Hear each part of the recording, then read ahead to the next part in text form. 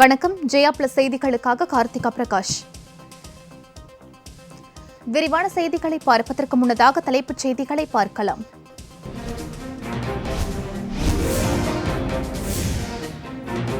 தமிழக அரசின் டெண்டரில் விதிமீறல் நடந்திருப்பதாக எழுந்திருக்கும் புகார் குறித்து சென்னை உயர்நீதிமன்றம் தாமாக முன்வந்து விசாரணை நடத்த வேண்டும். டிடிவி தினகரன் வலியுறுத்தல்.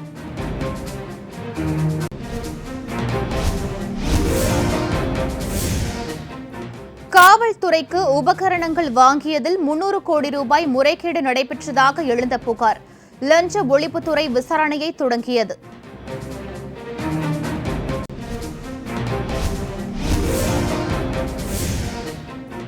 அரியர் தேர்வுக்கு எதிராக தொடரப்பட்ட வழக்கு. விசாரணையின் போது மாணவர்கள் இடையூறு செய்ததால் வழக்கு ஒத்திவைப்பு.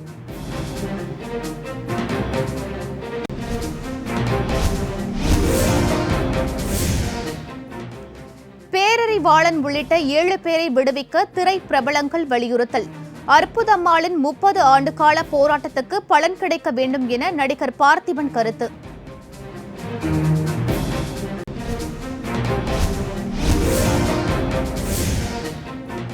பல் மருத்துவ படிப்பிற்கான கலந்தாய்வுக்கு 303 பேருக்கு அழைப்பு.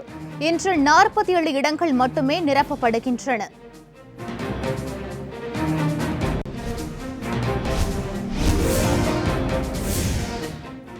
உள் ஒதுக்கீட்டில் அரசு மருத்துவக் கல்லூரிகளில் இடம் கிடைக்காததால் மாணாக்கர்கள் வேதனை. தனியார் கல்லூரிகளுக்கு பணம் செலுத்த முடியாமல் பரிதவிப்பு.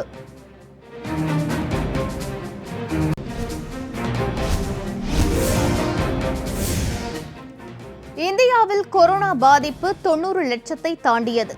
கடந்த 24 மணி நேரத்தில் 45,882 பேருக்கு தொற்று.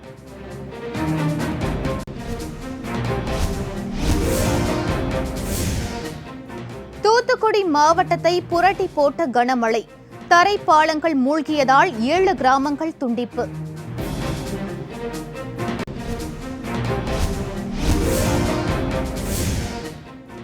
லடாக் எல்லையில் வீர மரணமடைந்த கோவில்பட்டி வீரர். குடும்பத்தாரை நேரில் சந்தித்து தூத்துக்குடி மாவட்ட ஆட்சியர் ஆறுதல்.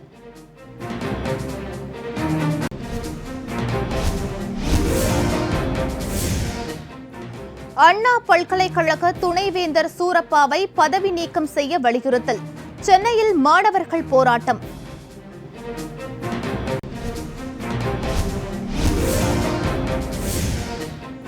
டெல்லியில் நாளுக்கு நாள் அதிகரிக்கும் காற்று மாசு. சோனியா காந்தி மாற்று இடத்தில் தங்கியிருக்க மருத்துவர்கள் அறிவுறுத்தல்.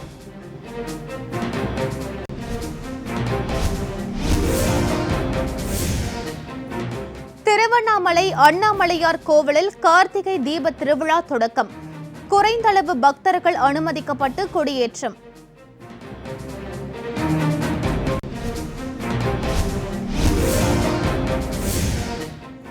திருச்செந்தூர் சுப்பிரமணிய சுவாமி திருக்கோவிலில் இன்று மாலை சூரசம்ஹார நிகழ்ச்சி.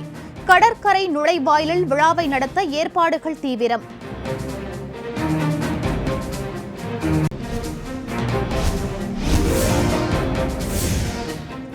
தர்மபுரியில் கிணற்றில் தவறி விழுந்த குட்டி யானை. 15 மணி நேர போராட்டத்திற்கு பிறகு மீட்பு.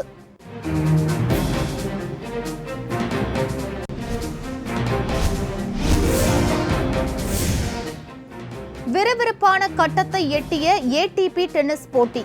அரையிறுதி சுற்றுக்கு முன்னேறினார் ரஃபேல் நடால்.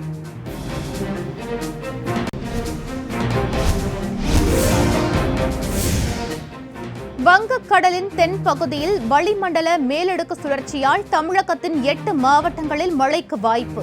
சென்னை வானிலை ஆய்வு மையம் தகவல்.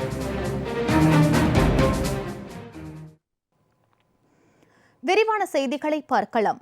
தமிழக அரசின் டெண்டரில் விதிமீறல் நடந்திருப்பதாக எழுந்திருக்கும் புகார் குறித்து சென்னை உயர்நீதிமன்றம் தாமாக முன்வந்து விசாரணை நடத்த வேண்டும் என அம்மா மக்கள் முன்னேற்றக் கழக பொதுச் செயலாளர் திரு டிடிவி தினகரன் வலியுறுத்தியுள்ளார். கழக பொதுச் செயலாளர் திரு டிடிவி தினகரன் இன்று வெளியிட்டுள்ள ட்விட்டர் பதிவில், நிர்ணயிக்கப்பட்ட அளவை விட அதிவேகத்தில் செல்லும் வாகனங்களால் ஏற்படும் விபத்துகளை தவிர்க்க கேமராக்கள் பொருத்துவதில் முறைகேடுகள் நடந்தால் அது மக்களின் உயிரோடு விளையாடும் செயலாகும் என எச்சரித்துள்ளார். எனவே செங்கல்பட்டு முதல் திருச்சி வரையில் மேற்கொள்ளப்படவுள்ள இப்பணிக்கு 25 கோடி ரூபாயாக இருந்த டெண்டர் மதிப்பு 900 கோடி ரூபாயாக உயர்ந்தது எப்படி? டெண்டர் விதிமுறைகள் இஷ்டம் போல் மாற்றப்பட்டது ஏன்? யாருக்கு சாதகமாக, யாருடைய தூண்டுதலின் பேரில் இந்த மாற்றங்கள் செய்யப்பட்டன என திரு டிடிவி தினகரன் சரமாரியாக கேள்வி எழுப்பியுள்ளார். முதலமைச்சர் பழனிசாமி உள்ளிட்டோருக்கு இதில் பங்கு இருக்கிறதா? இதன் மூலம் மிகப்பெரிய தொகையான 900 கோடி ரூபாய் மக்கள் வரிப்பணம் யாருக்கு செல்கிறது என்பன போன்ற மக்களின் சந்தேகங்களுக்கு விடை காண வேண்டியிருப்பதாகவும் திரு டிடிவி தினகரன் தெரிவித்துள்ளார்.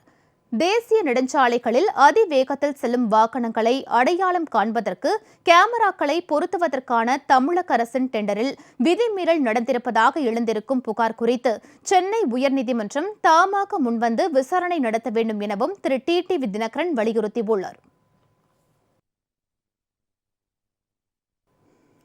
காவல்துறைக்கு உபகரணங்கள் வாங்கியதில் முறைகேடு செய்த வழக்கில் லஞ்ச ஒழிப்புத்துறையினர் விசாரணையை தொடங்கியுள்ளனர்.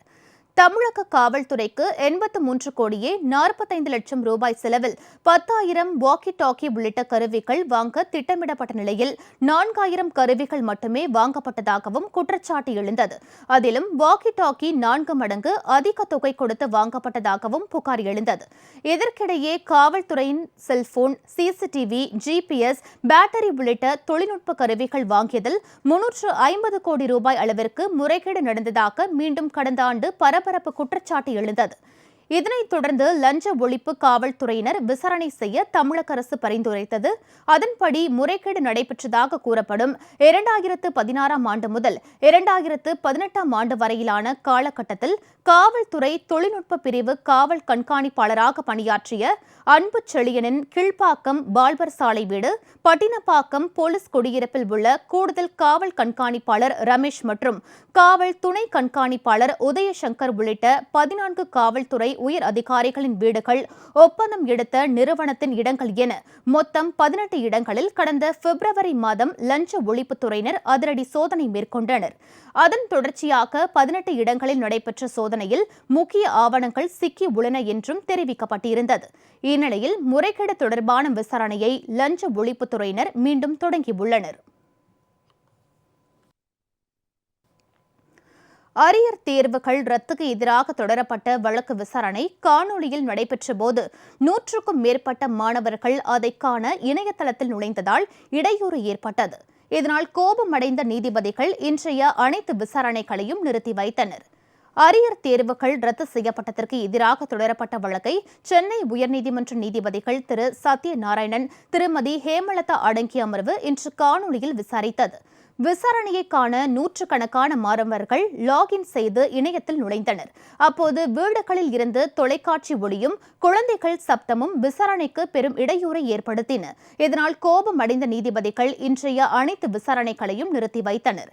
வழக்குகள் விசாரணை தடைப்பட்டதால் தேவையில்லாமல் லாகின் செய்தவர்களை வெளியேறும்படி சம்பந்தப்பட்ட வழக்கறிஞர்கள் கேட்டுக்கொண்டனர். இருப்பினும் எவரும் வெளியேறவில்லை.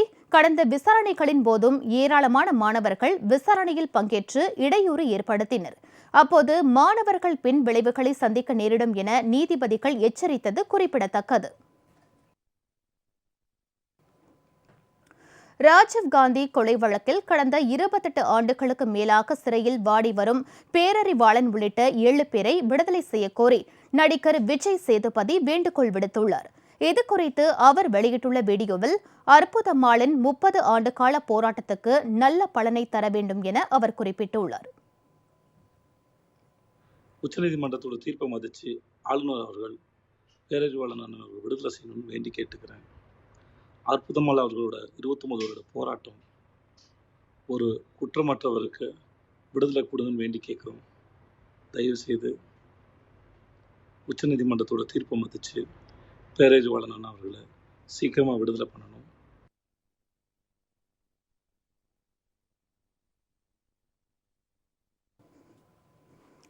டெல்லியில் நிலவி வரும் காற்று மாசு காரணமாக திருமதி சோனியா காந்தி சில நாட்களுக்கு டெல்லியில் இருந்து வெளியேறி வேறு இடத்திற்கு செல்லுமாறு மருத்துவர்கள் அறிவுறுத்தியுள்ளதாக தகவல் வெளியாகியுள்ளது. டெல்லியில் காற்று மாசுபாட்டிற்கிடையே மார்பு தொற்று ஏற்பட்டதால் காங்கிரஸ் கட்சியின் இடைக்கால தலைவர் திருமதி சோனியா காந்தி கடந்த ஆகஸ்ட் மாதத்தில் இருந்து தொடர்ச்சியாக சிகிச்சைகள் எடுத்துக்கொண்டு வருகிறார். டெல்லியில் அதிகரித்து வரும் காற்று மாசுபாட்டால் அவருக்கு சுவாசிப்பதில் பிரச்சினை ஏற்பட்டுள்ளதாக தெரிகிறது. இந்நிலையில் உடல் நலனை கருத்தில் கொண்டு நாள்பட்ட மார்பு தொற்று காரணமாக திருமதி சோனியா காந்தி சில நாட்களுக்கு டெல்லியில் இருந்து வெளியேறி வேறு இடத்தில் தங்க மருத்துவர்கள் அறிவுறுத்தியுள்ளதாக தகவல்கள் வெளியாகியுள்ளன. டெல்லியில் இருந்து இன்று வெளியேறி கோவா அல்லது சென்னையில் அடுத்த சில நாட்களுக்கு திருமதி சோனியா காந்தி தங்குவார் என்றும் கூறப்படுகிறது. இஸ்ரோவின் உதவியுடன் பூட்டானின் செயற்கைக்கோளை விண்வெளிக்கு அனுப்பும் பணி வேகமாக நடைபெற்று வருவதில் மகிழ்ச்சி அடைவதாக பிரதமர் திரு நரேந்திர மோடி குறிப்பிட்டுள்ளார். இந்திய பிரதமர் திரு நரேந்திர மோடி கடந்த ஆண்டு அண்டை நாடான பூட்டானில் சுற்றுப்பயணம் மேற்கொண்டபோது அங்கு இந்தியாவின் பண பரிவர்த்தனை அட்டையான ருபே கார்டை அறிமுகப்படுத்தினார். தற்போது 2ஆம் கட்ட ருபே கார்டு திட்டத்தை காணொலி காட்சி மூலம் பிரதமர் திரு மோடியும் பூட்டான் பிரதமர் லோட்டே ஷெரிங்கும் இன்று காணொலி வாயிலாக அறிமுகம் செய்தனர். நிகழ்ச்சியில் பேசிய பிரதமர் திரு மோடி அடுத்த ஆண்டு இஸ்ரோவின் உதவியுடன் பூட்டானின் செயற்கைக்கோளை விண்வெளிக்கு அனுப்பும் பணி வேகமாக நடந்து வருவதில் மகிழ்ச்சி அடைவதாக குறிப்பிட்டுள்ளார்.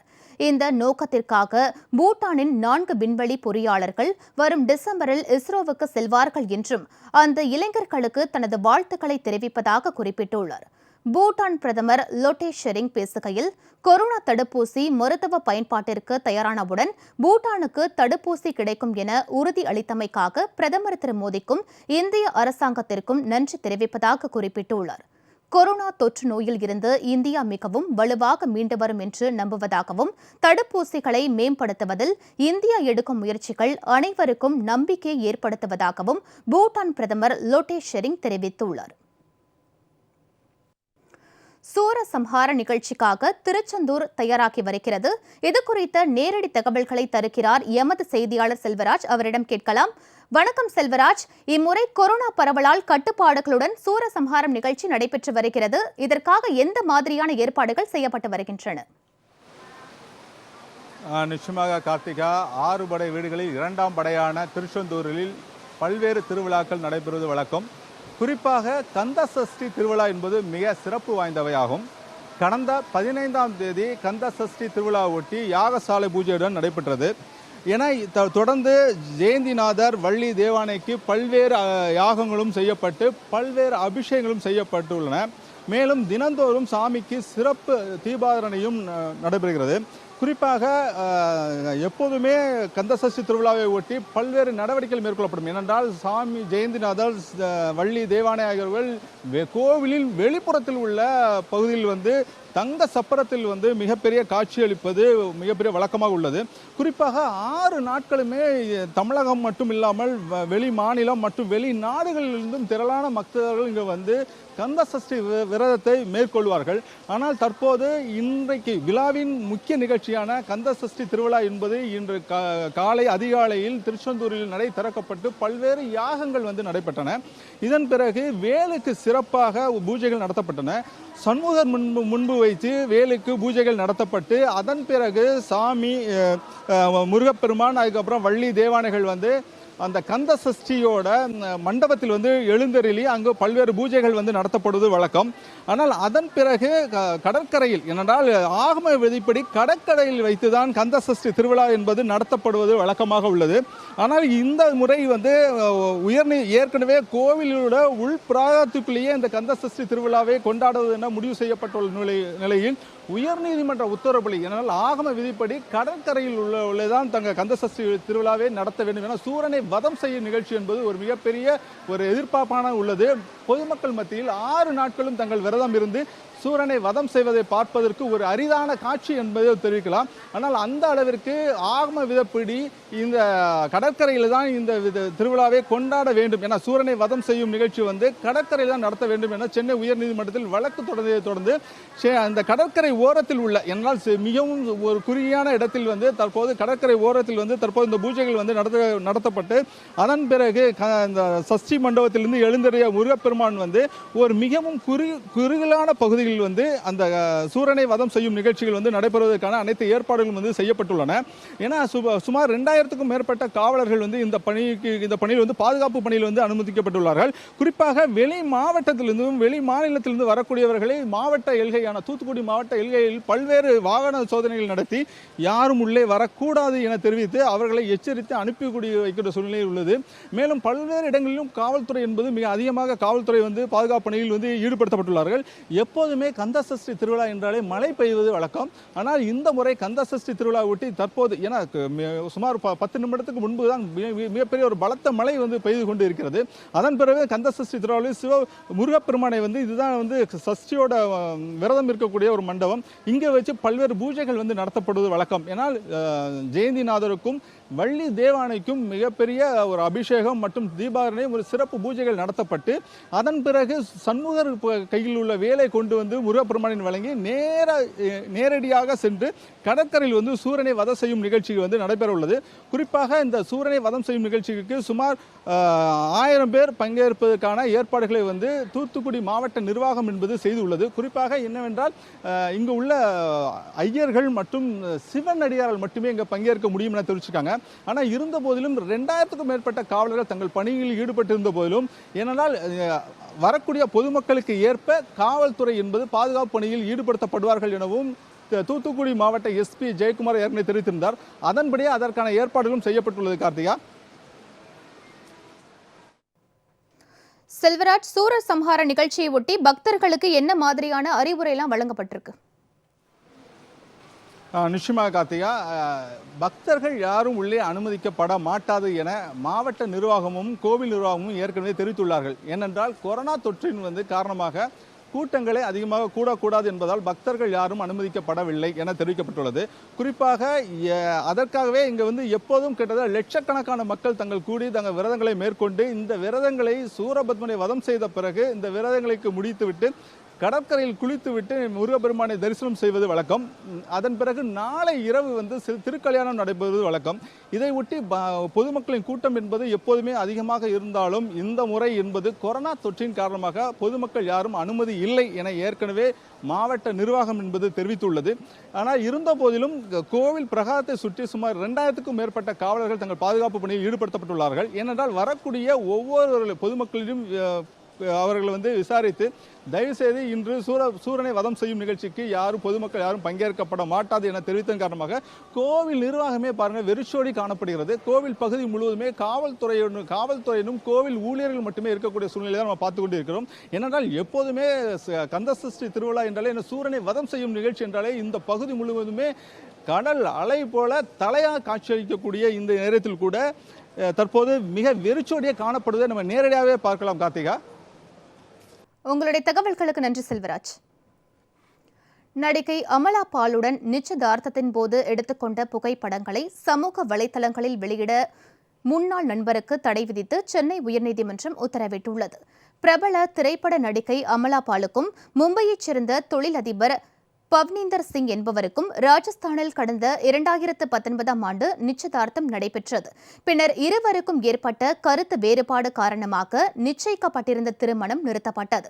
இந்நிலையில் கடந்த மார்ச் மாதம் அமலா பாலுக்கும் தனக்கும் திருமணம் முடிந்து விட்டதாக கூறி நிச்சயதார்த்தத்தின் போது இருவரும் நெருக்கமாக எடுத்துக்கொண்ட புகைப்படங்களை பவ்னீந்தர் சிங் சமூக வலைதளத்தில் வெளியிட்டார். இதற்காக அவரிடம் நஷ்ட ஈடு கேட்டு அமலா பால் சென்னை உயர்நீதிமன்றத்தில் வழக்கு தொடர்ந்தார். இந்த வழக்கை விசாரித்த நீதிபதி திரு சதீஷ்குமார் அமலா பாலின் புகைப்படங்களை சமூக வலைதளங்களில் வெளியிட பவ்னீந்தர் சிங்குக்கு இடைக்கால தடை விதித்து உத்தரவிட்டார். மேலும் இது குறித்து டிசம்பர் 22ஆம் தேதிக்குள் பவ்னீந்தர் சிங் பதிலளிக்கவும் உத்தரவிட்டார். ஊழல் குற்றச்சாட்டுகள் சுமத்தப்பட்டுள்ள அண்ணா பல்கலைக்கழக துணைவேந்தர் திரு சூரப்பாவை பதவியில் இருந்து நீக்க வேண்டும் என இந்திய மாணவர் சங்கத்தினர் அண்ணா பல்கலைக்கழகம் முன்பாக போராட்டத்தில் ஈடுபட்டனர். அண்ணா பல்கலைக்கழக துணைவேந்தர் திரு சூரப்பா மீது சுமார் 280 கோடி ரூபாய் ஊழல் முறைகேட்டில் ஈடுபட்டதாக புகார் எழுந்ததை அடுத்து அதை விசாரிக்க தமிழக அரசு குழு அமைத்துள்ளது. இந்நிலையில் சூரப்பா பணியில் நீடித்தால் அவர் ஆவணங்களை மறைக்க வாய்ப்புள்ளதால் பணி நீக்கம் செய்ய வலியுறுத்தி இந்திய மாணவர் சங்கத்தினர் சென்னை கிண்டி அண்ணா பல்கலைக்கழகத்தின் முன்பாக போராட்டத்தில் ஈடுபட்டனர். தமிழக அரசு தற்போது வரை சூரப்பா மீது நடவடிக்கை எடுக்காமல் ஆளுநர் அனுமதி கொடுத்தால் மட்டும்தான் அவரை இடைநீக்கம் செய்ய முடியும் என ஒருபுறம் விசாரணை கமிஷனை அமைத்துவிட்டு இன்னொரு புறம் இங்கே இருக்கக்கூடிய ஆளுநரை அழுத்தம் செய்யாமல் தமிழக அரசு கல்வித்துறையில் எப்படி பள்ளி கல்வியில் உயர்கல்வியில் படுதோல்வி அடைந்திருக்கிறதோ அதேபோல் இந்த ஊழல் முறைகேட்டில் தனக்கான பங்கு கிடைக்கவில்லை என்பதை ஒட்டியும் தற்பொழுது ஆளுநரிடம் அழுத்தம் கொடுக்காமல் இருக்கிறது. இந்த செயலை இந்திய மாணவர் சங்கம் கண்டிப்பதோடு இந்த முறைகேட்டில் ஈடுபட்ட சூரப்பாவை உடனடியாக டிஸ்மிஸ் செய்ய வேண்டும். தமிழகத்தினுடைய கல்வி நிலைய வளாகங்களை RSS பிஜேபி கூட்டத்திடமிருந்து மீட்க வேண்டும் என்பதற்காக இந்திய மாணவர் சங்கம் இன்றைய தினம் அண்ணா பல்கலைக்கழகத்தை முற்றுகையிட்டு போராட்டத்தை நடத்தி கொண்டிருக்கிறோம். ராஜீவ்காந்தி கொலை வழக்கில் கடந்த 28 ஆண்டுகளுக்கும் மேலாக சிறையில் வாடி வரும் பேரறிவாளன் உள்ளிட்ட 7 பேரை விடுதலை செய்ய திரைப்படத்துறையைச் சேர்ந்த பல்வேறு தரப்பினரும் கோரிக்கை விடுத்துள்ளனர். நடிகரும் இயக்குநருமான பார்த்திபன் வெளியிட்டுள்ள ட்விட்டர் பதிவில், அற்புதம்மாள் நீதித்துறையின் பொற்பாதம் பிடிக்காத குறையாக கடந்த வருடங்களில் அவர் நடந்த தூரமும் துயரமும் அளவிட முடியாதது என குறிப்பிட்டுள்ளார். விடுதலையில் நியாயமும் தர்மமும் இருப்பதால் அது உடனடியாக நிகழ வேண்டி போராடும் நல் இதயங்களில் நானும் ஒருவனாக இருப்பதாக நடிகர் பார்த்திபன் தெரிவித்துள்ளார். நடிகர் பிரகாஷ் ராஜ் வெளியிட்டுள்ள ட்விட்டர் பதிவில், தீர்ப்புக்கு பின்னும் மறு விசாரணைக்கான சட்டங்கள் நம் நாட்டில் இருக்குமானால் இந்த அதிகாரியின் வாக்குமூலத்தை அடுத்து பேரறிவாளன் சட்டப்படி குற்றமற்றவராக விடுதலையாகி இருப்பார் என குறிப்பிட்டுள்ளார். ஆனால் அவருடைய விடுதலைக்காக நடைமுறையில் இருக்கும் சட்டங்களையே நம்ப வேண்டியிருக்கிறது என பிரகாஷ் ராஜ் தெரிவித்துள்ளார். இயக்குனர் கார்த்திக் சுப்பராஜ் வெளியிட்டுள்ள ட்விட்டர் பதிவில், செய்யாத குற்றத்திற்காக 30 ஆண்டுகளாக சிறையில் உள்ள மகனை மீட்க 30 ஆண்டுகளாக போராடும் தாய்க்கும் நீதி வழங்க வேண்டும் என குறிப்பிட்டுள்ளார். தமிழக முதல்வர் மற்றும் தமிழக கவர்னர் தயவு கூர்ந்து பேரறிவாளன் உட்பட 7 பேரை விடுவிக்க தகுந்த நடவடிக்கை எடுக்க வேண்டும் என அவர் வலியுறுத்தியுள்ளார். தீபாவளிக்காக இயக்கப்பட்ட தமிழக அரசு சிறப்பு பேருந்துகளில் 13,24,000 பேர் பயணம் மேற்கொண்டனர். சொந்த ஊர்களுக்கு சென்று தீபாவளி பண்டிகையை கொண்டாடுவதற்கு ஏதுவாக தமிழகத்தில் கடந்த 11ஆம் தேதி முதல் தீபாவளி சிறப்பு பேருந்துகள் இயக்கப்பட்டன. இதனையடுத்து தீபாவளி முடிந்து மீண்டும் திரும்புவதற்கு கடந்த 15, 16, 18 ஆகிய தேதிகளிலும் சிறப்பு பஸ்கள் இயக்கப்பட்டன. சொந்த ஊருக்கு சென்று மீண்டும் திரும்பி வந்தது என 13,24,000 பேர் சிறப்பு பேருந்தில் பயணம் மேற்கொண்டுள்ளனர். தமிழகம் முழுவதும் 28,360 பேருந்துகள் இயக்கப்பட்டது. தமிழகம் முழுவதும் 1,21,000 பயணிகள் முன்பதிவு செய்து பயணம் செய்துள்ளனர். இதன் வாயிலாக மொத்தமாக 5,84,00,000 ரூபாய் வருவாய் கிடைத்துள்ளதாக போக்குவரத்து துறை தெரிவித்துள்ளது.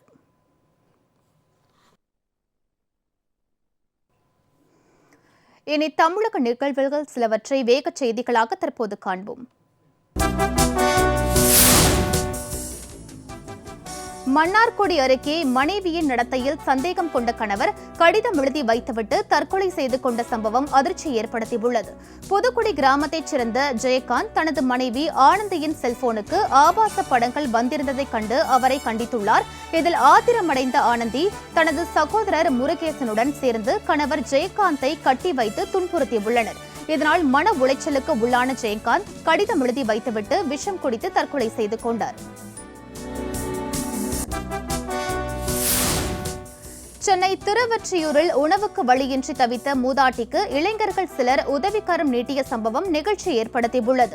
திருவொற்றியூர் காவல் நிலையம் அருகே உள்ள தனியார் மருத்துவமனையில் 102 வயது மதிக்கத்தக்க மூதாட்டி ஒருவர் பணியாற்றி வந்தார். கொரோனா அச்சத்தால் மருத்துவமனை மூடப்பட்டதால் கடந்த 8 மாதங்களாக பார்வையற்ற மகன் மற்றும் மகளுடன் அந்த மூதாட்டி தவித்து வந்துள்ளார். இதையறிந்த இளைஞர்கள் சிலர் அந்த மூதாட்டிக்கு 3 மாதத்திற்கு தேவையான மளிகை பொருட்களை வாங்கி கொடுத்து உதவியுள்ளனர்.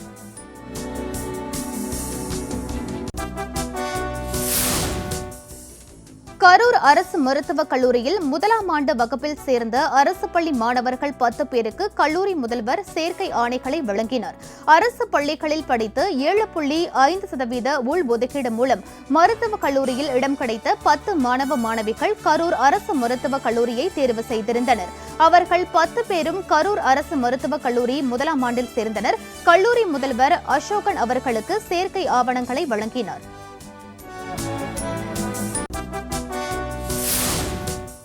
தனுஷ்கோடி கடல் வழியாக இலங்கைக்கு கடத்த இருந்த நோய் எதிர்ப்பு மருந்துகளை இந்திய கடலோர காவல் படையினர் பறிமுதல் செய்தனர். ராமநாதபுரம் மாவட்டம் ராமேஸ்வரம் முதல் பாம்பன் வரையிலான வடக்கு கடற்கரை பகுதியில் கடலோர காவல் படையினர் நேற்று ரோந்து பணியில் ஈடுபட்டனர். அப்போது தங்கச்சி மடம் பகுதியில் மறைத்து வைக்கப்பட்டிருந்த மூட்டையை அவர்கள் கைப்பற்றினர். அதில் நோய் எதிர்ப்பு மருந்து இருந்தது கண்டுபிடிக்கப்பட்டது. அவற்றின் சர்வதேச மதிப்பு 14 லட்சம் ரூபாய் வரை இருக்கலாம் என இந்திய கடலோர காவல்படை அதிகாரிகள் தெரிவித்தனர். சோளிங்கர் சார் பதிவாளர் அலுவலகத்தில் லஞ்ச ஒழிப்புத்துறை போலீசார் மேற்கொண்ட சோதனையில் கணக்கில் வராத ரொக்கம் 44,000 ரூபாய் பறிமுதல் செய்யப்பட்டது. ராணிப்பேட்டை மாவட்டம் சோளிங்கர் சார் பதிவாளர் அலுவலகத்தில் பணியாற்றும் அரக்கோணத்தைச் சேர்ந்த சார் பதிவாளர் அருண் அலுவலகத்தில் இருந்து தனது காரில் அரக்கோணத்திற்கு சென்றுள்ளார். அவரை பின்தொடர்ந்த லஞ்ச ஒழிப்புத்துறை போலீசார் சோளிங்கர் அடுத்த கொண்டபாளையம் லட்சுமி நரசிம்மர் ஆலயம் அருகே காரை மடக்கி பிடித்தனர். அருணை மீண்டும் அலுவலகத்துக்கு அழைத்து வந்து சோதனையிட்டதில் அவர் வைத்திருந்த கைப்பையில் 17,000 ரூபாய் கைப்பற்றப்பட்டது. பிறரிடம் நடத்தப்பட்ட சோதனையில் 27,000 ரூபாய் கைப்பற்றப்பட்டது. ஸ்ரீவில்லிபுத்தூரில் ஓடையில் குளிக்க சென்று மாயமான 3 இளைஞர்களின் சடலங்களும் மீட்கப்பட்டன.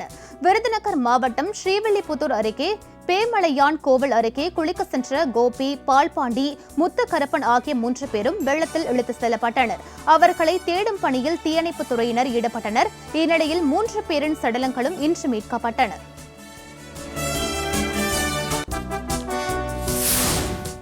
கோவையில் தனியார் மருத்துவக் கல்லூரியில் அரியர் தேர்வு எழுத வந்த மாணவர் தூக்கிட்டு தற்கொலை செய்து கொண்டார். திருவண்ணாமலை மாவட்டத்தைச் சேர்ந்த நவீன்குமார் கோவை ஒத்தக்கல் மண்டபம் அருகே செயல்பட்டு வரும் மருத்துவக் கல்லூரியில் இறுதியாண்டு படித்து வந்தார். இந்நிலையில் அரியர் தேர்வு எழுதுவதற்காக கல்லூரிக்கு வந்த நவீன்குமார் தனது விடுதி அறையில் தூக்கிட்டு தற்கொலை செய்து கொண்டார். தற்கொலைக்கான காரணம் குறித்து போலீசார் விசாரித்து வருகின்றனர்.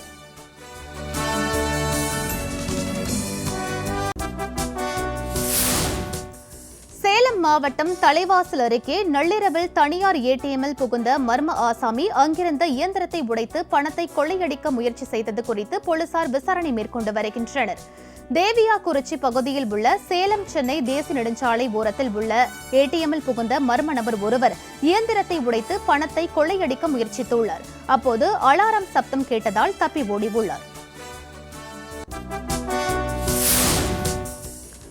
கும்மிடிப்பூண்டியை அடுத்த தேர்வாய் கண்டிகையில் 380 கோடி ரூபாய் மதிப்பீட்டில் புதிய நீர்த்தேக்கத்தை மத்திய உள்துறை அமைச்சர் திரு அமித்ஷா நாளை தொடக்கி வைக்கிறார். இதன் மூலம் சென்னை நகரின் குடிநீர் ஆதாரமாக விளங்கும் பூண்டி சத்தியமூர்த்தி நீர்த்தேக்கம், புழல் ஏரி, செம்பரம்பாக்கம், சோழவரம் ஏரிகள் ஆகிய 4 ஏரிகள் உடன் கண்ணன்கோட்டை நீர்த்தேக்கமும் சேர்க்கப்பட்டுள்ளது.